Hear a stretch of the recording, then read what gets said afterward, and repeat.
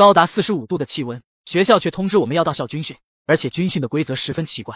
第一，军训期间学生饮食由学校统一安排，学生自备的一切吃食不能入口。第二，注意高温，温度达到50度时请立刻前往学校后山避暑。第三，军训期间教官的命令必须执行。第四，白皮肤的是同类，可以相信。第五，高温可以磨练学生的意志，任何人不得请假。末日法则，适者生存，为按时参加者均做开除处理。我看完短信，生无可恋地收拾起行李，面对即将到来的高温军训，降温已然成了重中之重。我在行李箱里塞了10几瓶矿泉水，又准备了一些压缩饼干。即便如此，我还是很担忧，未来半个月皆为红色高温预警，军训可能会热死人的。来到学校，我感到有些奇怪，明明是开学，却安静的要命。负责带我的学长满头大汗，帮忙扛行李时喘着重重的粗气。我跟在学长身后，听着那喘息声越来越重，声音中似乎压抑着什么，更像是窒息前的求救。近年来病毒肆虐，今年又遇上高温，按照特殊防疫要求，所有学生住的都是单间。打开门，热浪扑面而来，狭窄的空间漆黑一片。一阵急促的铃声响起，学长突然睁大了眼睛，一脸恐惧。我被他一把推进了宿舍内，宿舍的四面都没有窗户，就像是一个密不透风的火炉。我被锁在了这个火炉里。学长，开门啊，有人吗？我疯狂地拍打着门，随着室内温度越升越高，呼吸也急促起来。我大口地喘着粗气，汗不停地往外冒。我快脱水了，我要喝水。黑暗中，我摸索着找自己的行李箱。铃声再次响起，随着最后一道铃声落下，室内的温度突然骤降，灯也亮了起来。外面传来了播报的声音：请全体同学注意，10分钟内请所有人抵达操场参加军训，为按时参加者均做开除处理。末日法则，适者生存。播报声结束后，急促的铃声又响了起来，温度开始回升，屋外不断响起开门声，紧接着便是震耳的脚步声。闷热的环境让我整个人都焦躁起来，门依旧是锁着的。谁在里面？听见声音我大喜，连忙拍门呼喊：同学，快帮我开门，我出不去了。门外很快传来了一阵猛烈的撞击声，几秒钟后门就被撞开了。谢谢你啊，同学。你迟到了。他像是想到了什么可怕的事情，露出了恐惧的神色。迟到了就迟到了呗，那又能怎么样？惩罚，迟到了会遭到惩罚。什么惩罚呀？跑啊，快跑啊！在他的咆哮声中，我拔腿往操场冲去，心跳如擂鼓。迟到了会有什么惩罚吗？但我想象中的罚站罚跑都没有降临。教官将我领进了队伍里，我站了不到1刻钟，便感到有些头晕目眩，就像是被架在了火炉里一样，感觉皮肤都被太阳灼伤了。我突然发现正前方的看台上，不知何时出现了一个巨大的电子温度计，温度从42度开始不断攀升，43度、44度、45度、49度、50度。我大概是中暑了，身体开始摇晃，眼前发黑。我想起来了，规则里似乎有说过，温度达到50度就可以去后山避暑了。我正准备打报告，教官却目露凶光，手里的教鞭直接往同学的身上抽。所有人立刻开始深蹲。报告教官，53度了，请求去后山避暑。你说什么？教官的声音变得粗犷起来，带着回声和震怒。他的身体突然变大，皮肤变得比白纸还要白。异类可是要受到惩罚的。他将那个男生直接拎了起来，然后关进了看台上的广播室里。温度仍然在疯涨，气温已经逼近60度了。我周围的同学们还在做着深蹲，而我已经被吓得失魂落魄。此刻我终于清楚地意识到，这一切已经不是常人能理解的。只听一声巨响，我旁边的同学轰然倒下了，太阳光肆无忌惮地落在他身上，他的脸上有水泡扑腾，发出滋滋的响声。气温已经73度了，人全都被烤出了油。我看见晕倒的那个同学，他的脸上如同烧开的油锅一般在沸腾，空气里烤肉的味道越来越浓烈。我感觉下一个出油的就是自己。我终于坚持不住倒在了地上。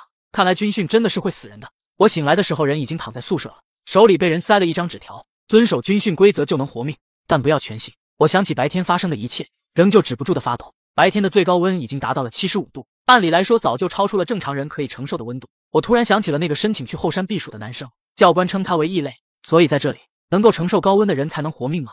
我从行李箱里拿出来一瓶矿泉水，狂饮了下去才算稍微解渴。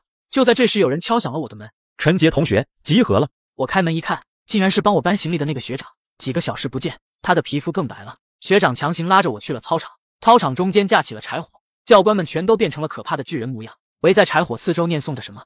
学长，他们这是在干嘛呢？他们正在求神。求什么神？学长没有回答我，而是把我拉进了学生们的队伍里。教官们在内圈唱诵着，似乎是什么经文。他们唱诵的声音越来越大，几乎要震碎我的耳膜。操场中心突然蹿起了8丈高的火焰来，将叶烧成了红色。学生们也加入了唱诵，他们目光真挚地望着苍穹，仿佛是世间最虔诚的信徒。火光中，我隐隐看见了许多人，他们的身体被一根铁棍穿透，人被架在大火之中，空气里弥漫着浓浓的烤肉味，其中就有白天想申请去后山避暑的那个男生。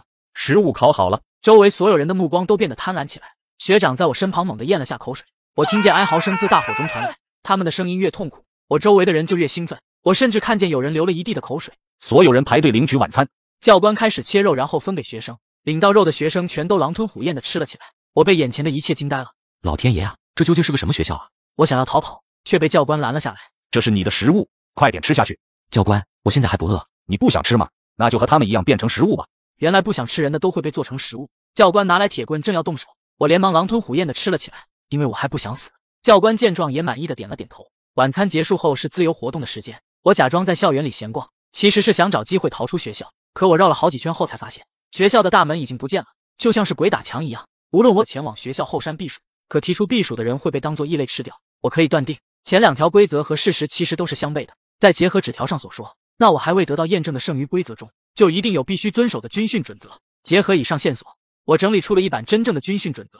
第一，军训期间尽量避开学校安排的吃食，自备食品可以急救。第二，不能暴露自己无法忍受高温，申请避暑会被吃掉。第三，军训期间教官的命令必须执行。第四，白皮肤的人可能并非人类。第五，高温可以磨练学生的意志，任何人都不得请假。接下来的几天里，我每天都照常参加军训，气温每日从37度开始往上升，直到80度时停止。中途陆陆续续有不少人晕倒，成为大家的晚餐，也有人的身体悄悄在发生着变化，和那些白皮教官越来越像。白天的餐食稍微正常一些，是一个圆圆的肉饼，但闻起来还是有些腥味。于是我留了个心眼，把肉饼都藏在了宿舍里。每天军训结束后靠吃压缩饼干充饥，因为各个方阵都在减人。第4天的时候，我们和另一个方阵合并了，在这里居然又遇到了学长，他的肤色更加的白了，而且明显感觉他的个子变高了，都快接近教官的高度。学长往我身边凑了过来。陈杰，你为什么没变？我诧异的看着学长，只见他正从上往下打量着我，我的心不由得紧张起来。本已渐渐适应高温的身体也开始燥热。几天下来，其他同学的肤色都变得越来越白，只有我的肤色丝毫没有变化。学长突然露出诡异的笑容。陈杰，异类是要被淘汰的。你说什么？我天天都按时参加军训，怎么会被淘汰呢？你要记住，末日法则，适者生存。你是说世界末日就要到了吗？可是除了这个学校比较诡异之外，别的地方并没有末日的模样啊。难道说……我仔细回想身边发生的一切，所有人似乎都在变异，与正常人的样子大相径庭。如果说教官是完全变异，那么学生就是在变异进行中，他们的模样更像是外星人，或者说是丧尸。我被自己脑子里冒出来的想法惊出了一身的汗。这场军训更像是某种驯化的过程，目的是将人类变成另一个物种。我本想再问学长一些问题，可教官吹响了军哨，新的训练又开始了。今日训练逆火。逆火是什么？我隐隐有种不祥的预感。当我们被带到训练场地的时候，被眼前的景象彻底震慑。火苗从山脚开始蔓延，一路疾驰而上，山火就如同张牙舞爪的怪物，在风中疯狂的咆哮，迎面而来的热浪几乎就要将我掀翻在地，火焰随时会吞噬掉我。我想要后退，耳边却传来教官兴奋的吼叫：你们的任务就是穿越火海，所有学生2-2一组进入火场，我们要从山脚跑到山顶，30分钟的时间，没有登顶的小组将会成为晚餐。计时开始。学长拉着我就要往火场里冲，可我根本不敢靠近。陈杰，快一点跟上啊！别开玩笑了，火是会烧死人的。快点，只有跑出了火海，我们才能活命。说话间，学长的身体又长高了几分，他的力气突然大得出奇，我被他硬拉着跑上了火山。火焰很快吞噬了我，被火侵蚀的刺痛感席卷全身，剧痛中我的意识也在渐渐模糊。陈杰，快点跑起来啊！你要是死在了这里，那么我也活不成了，因为我们是一组的。火已经点燃了我的身躯，很快我将葬身在山火之中。不行，我还不能死，我要活着离开这个鬼地方。求生的本能让我的意识清醒了过来。我看见熊熊烈火中学长却毫发无伤，这几天的训练让我的体能提升了不少。最后1分钟，学长终于带着我攀上了顶峰，可我的身体也已经到达了极限。难道今天就要死在这里了吗？我还不想死，因为我还有很多闲置没有卖呢。最近大家都在用闲鱼卖闲置，很多是9成新甚至全新未拆封的，价格特别划算。我也经常在闲鱼卖闲置，点链接搜截出影视就可以找到我。学长皱着眉看着我，他突然咬破自己的手掌，然后捂住了我的脸，他的血似乎有治疗效果，我身上的灼烧感随之退去，被烧烂的伤口竟然在愈合。学长一把将我拽了起来。陈杰，你不听话，你偷偷吃了什么吗？你这个偷吃进食的家伙！我没有，你别冤枉我。其实我从没喝过一次学校给的饮品，除了每晚迫不得已吃人肉烧烤之外，我都会偷偷将学校给的饮品倒进厕所。那是一种很奇怪的饮料，红红的，带着些特殊的香味。你骗不了我的，如果没有偷吃的话，你怎么会被火烧着呢？不遵守规则的人必须受到惩罚。听到这里，我心脏骤停。难道之前自己的推测是错的？军训规则第1条，学生饮食由学校统一安排，学生自备的一切吃食不能入口。我一直都是喝的自带的矿泉水，吃的也是自带的压缩饼干，可并没有发生什么事。我以为原版规则是误导，没想到我的自作聪明差点要了自己的命。我逃不掉了。教官向我缓缓走来，我脑子里全是人肉烧烤的画面，那也将是我的结果吗？我已经做好了赴死的准备。教官却突然兴奋起来。异类，你居然能坚持到现在！接下来的一整晚，我都被关在广播室。广播室里被关着的还有其他人，他们似乎都是正常人，没有变高的身体和发白的皮肤。你们都会死吗？你错了，是我们都会死，我们都是正常人，没有变成丧尸，所以只能沦为食物。我看着红发女孩，心中满是疑惑。你是说教官他们都是丧尸吗？我问完这话，房间里所有人都齐刷刷地看向我。我察觉到自己说错了话。对不起，我是大一的新生，刚来参加入学军训，不知道这个学校会是这样的。居然有人不知道自己来到了什么地方。既然你也要死了，那就让你死个明白好了。这可不是军训，而是人类筛选特训。我的大脑瞬间宕机，完全不知道红发女孩在说什么。人类为什么要被筛选？军训规则里好像提到过末日法则，适者生存。难道世界末日真的来了吗？我还有太多的疑惑，可还没来得及发问，广播室的门就被打开了。进来的是2个白得发光的变异教官，他们拉走了除我以外的所有人。红发女孩临走前对我说道：我叫雪莉，其实人类还有希望。所有人都被带走了。我陷入了沉思，琢磨着雪莉所说的话。屋外很快传来了唱诵声，他们又燃起了篝火，开始求神。对了，求神，他们到底在求什么神呢？第二天，教官和学长来到广播室，他们并没有准备吃我，说要带我去后厨改造身体。我暂时解除了危险，稍微安心了几分。我试图和教官搭话。教官，求神是为了什么呀？当然是求神保佑人类了。我听罢陷入了沉思。按照雪莉所说，教官和学长明明都是丧尸，为什么要求神保佑人类呢？这不是很矛盾吗？我望着教官那张雪白的脸，突然想起了军训规则，白皮肤的是同类，可以相信。按照我自己的推测，白皮肤的应该全是变异后的丧尸，是不能相信的。那张纸条上也说了，军训规则不能全信，也就是说有的规则是必须遵守的。就比如第2条，我以为不能吃自备食物是误导，实际上却是真正的规则。那白皮肤的究竟可不可以相信呢？这个问题我根本想不明白。来到了后厨后，我被眼前的一切惊呆了。这里简直就是人间炼狱，有无数的正常人类被关在一个无顶的铁笼子里，他们就像是娃娃机里的娃娃，随时会被头顶的丧尸抓走。被抓住的人类会被扔进一个巨大的凹槽里，另一只丧尸用一个巨大的锤子直接锤下去。看到这里，我明白了一切。学校发给我们的肉饼和饮品就是这样制作，原料就是我眼前的这些正常人类。铁笼里的同类们全都望着我，此时我看见了雪莉也在里面。我又望了一眼正在忙碌的丧尸，心里也只剩下了绝望。我以为我会成为铁笼中的一员，可事实却并非如此。学长给我盛了一杯红色饮品让我喝下，我知道那是什么，本能的抗拒。学长见状强行给我灌了下去，我感觉自己的身体像是被撕裂一般的疼痛。陈杰，好好改造吧，争取快点变成新人类。我没有多余的力气去思考，新人类应该指的就是白皮肤丧尸。疼痛中我晕厥了过去，再次醒来时教官和学长都不见了。不远处那2个负责制作食物的丧尸还在工作。我绝望了，因为我的身体已经发生了变异，皮肤苍白的可怕。我意识到自己也变成了丧尸。是谁在哭？我的意识被唤起了片刻的清醒，顺着哭声望去，铁笼里竟然还有一个小女孩，她正泪眼汪汪地看着我。我看见丧尸已经将魔爪伸向了她。都给我住手！我大吼一声，把那只丧尸惊到了。他停下了动作，看着我。我也不知道是哪里来的勇气，直直的就冲了过去，一把夺下了锤子。那2只丧尸见状，双双围了过来，快砸他们的脑袋！变异后我的力气大得出奇，我按照雪莉说的话，高举铁锤对准他们就砸了。眼看2只丧尸都没了动静，我一把将铁笼子拔地而起。可人们似乎还是有些怕我，我的大脑其实已经开始不太受控制了。残存的理智告诉我，这些人才是我的同类。你们快跑吧，我就要控制不住自己了。哥哥，谢谢你。小女孩的话将我从地狱拯救了回来，我的心软成一片，伸手想摸摸她的小脑袋，却停在了半空。我怕吓到孩子，女孩却主动与我亲近，拉着我的手放在了她的头顶上。哥哥不是怪物，哥哥是好人。我的眼泪喷涌而出，可现在不是煽情的时候，其他丧尸不知什么时候就会过来。我问孩子身后的大人们，你们知道这里是什么地方吗？有谁知道怎么逃出去啊？我知道怎么逃出去，翻过后山就能找到出口。可是后山的火一直都没有熄灭啊，普通人类根本过不去。大不了就是死，事到如今我们已经没有选择了。有了雪莉带头，其他人也纷纷响应。我们很快来到了后山，可学长竟然也在那里。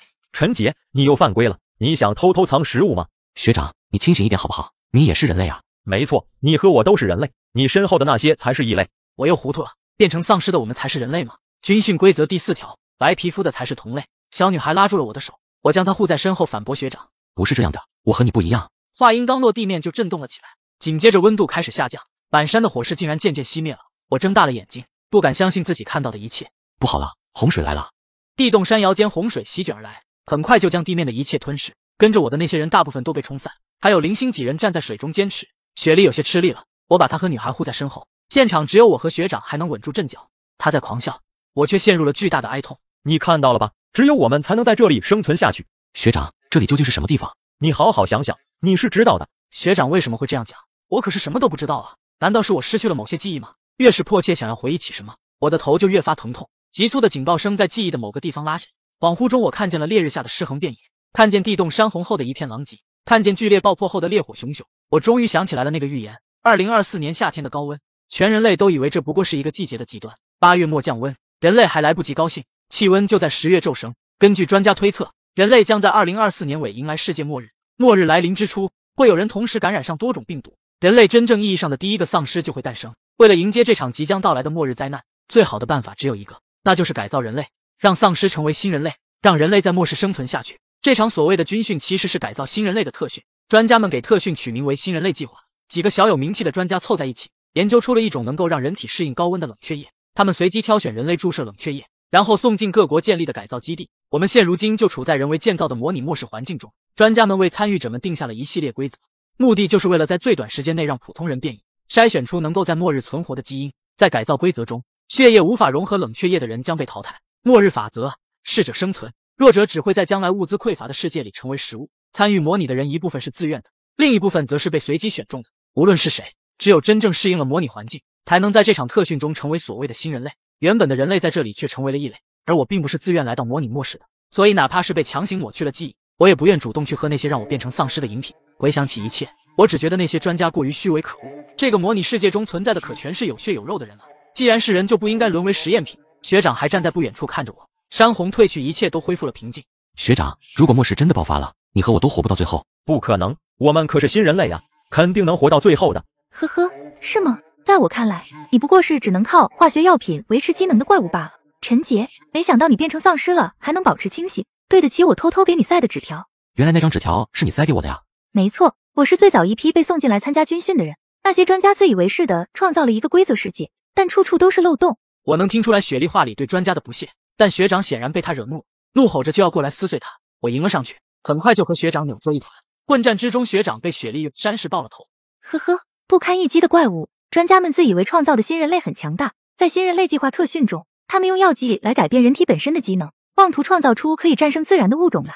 新人类适应高温，不怕火焰，并且与病毒融合。可事实是，被拔苗助长创造出来的新人类就是个笑话，大家全都变成了人不人鬼不鬼的模样，和丧尸无异。新人类甚至是要靠同类的血肉和药剂才能存活，他们看起来强大，其实弱点也更为致命。反观我们这群普通人类，在模拟末日中存活至今，逐渐适应了各类天灾，靠的可不是什么药剂，而是人类在环境中自然而然完成的进化。因为人类生存的本能需求，我们才越发强大。学长死了，可一切都还没结束。当务之急是将所有人类送离这个鬼地方。此时教官们正在赶来，我和雪莉带着剩下的人翻过了后山，出口就在眼前。雪莉将所有人送走，自己留在了最后。陈杰，你不走吗？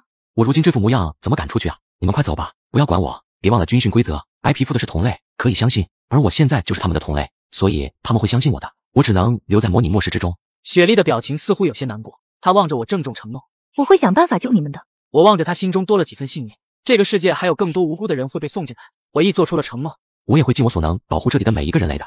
我目送着雪莉的身影渐行渐远。全剧中，